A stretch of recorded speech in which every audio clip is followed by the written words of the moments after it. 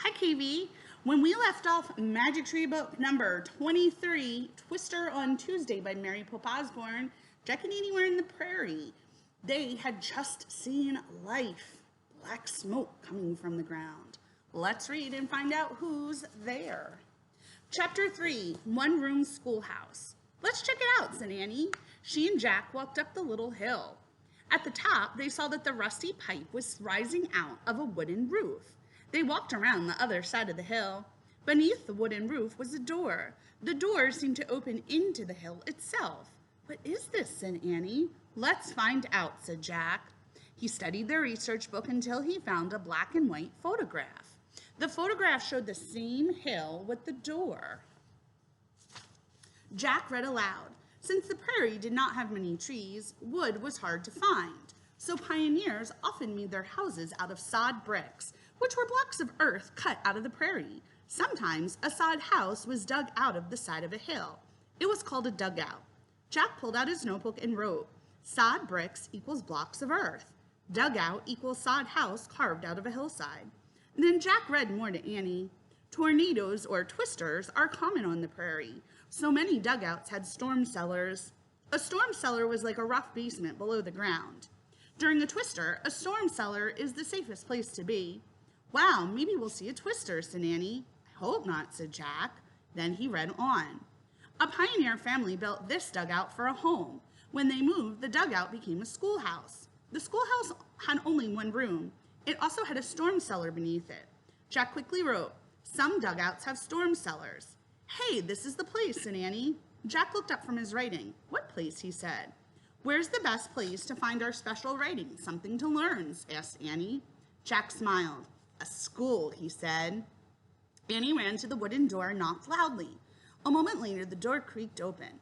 A girl peeked out. Her hair was in a tight bun, as if she were a grown-up, but she didn't look more than 16 or 17 years old. Hi, I'm Annie, said Annie. This is my brother, Jack. The girl opened the door wide. Hello, Jack and Annie, she said. I'm your teacher, Miss Neely. You're the teacher, said Jack. Miss Neely seemed way too young to be a teacher. Yes, she said, smiling. Come in, you're late. Chapter 4, Reading Lesson. It was warm and dry inside the schoolhouse. Several oil lamps lit the darkness. Class, meet Annie and Jack, the young teacher said. What class, thought Jack. There were only 3 kids. On one bench sat a small boy and a girl. The boy looked about Annie's age. The girl looked a little younger. On another bench sat a tall boy. He was tough looking. Welcome to your first day of school, said the young teacher.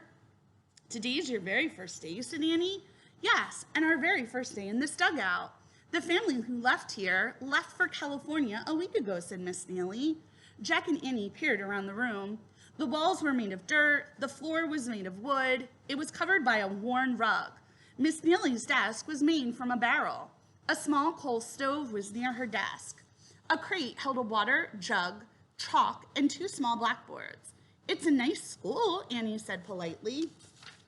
Thank you. We're very grateful for it, said Miss Neely. And where do you live?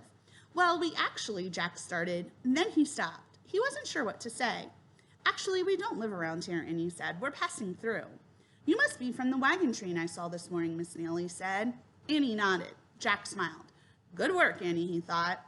We can only stay a little while, he said. How exciting for you, said Miss Neely. Heading west on a wagon train? Where are you going? California, Annie said. California, that's wonderful, isn't it, class? Miss Neely said to the others. Yes, ma'am, said the 2 younger children. The older boy barely nodded.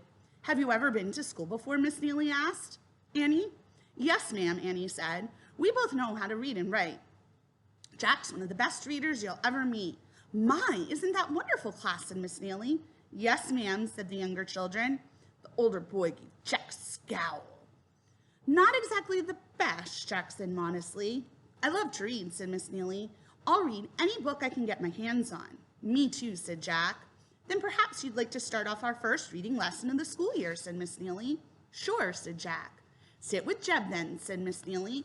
And Annie, you sit with Kate and her brother Will. Will and Kate quickly made room for Annie on their bench, but Jeb didn't move over for Jack even an inch. Jack barely had room to sit on. He took a deep breath and sat on the end of the bench. Miss Neely handed Jack a book. This is our only reader, she said. It's called the McGuffey Reader. Please read the first 2 lines of the poem on page 50. Oh, sure, ma'am, said Jack. He turned to page 50. He pushed his glasses into place, then he read aloud. Twinkle, twinkle, little star, how I wonder what you are.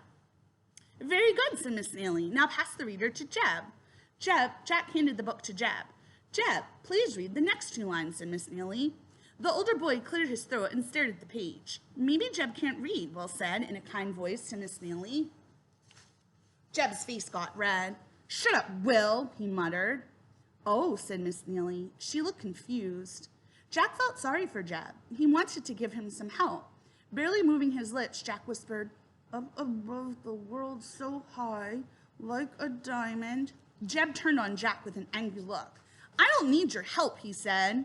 Now, Jeb, don't get mad, said Miss Neely. And Jack, you shouldn't give people the answers. I'm sorry, said Jack. Miss Neely sighed and pulled out her pocket watch. She was starting to look tired. Why don't you all go outside and have your noon meal, she said.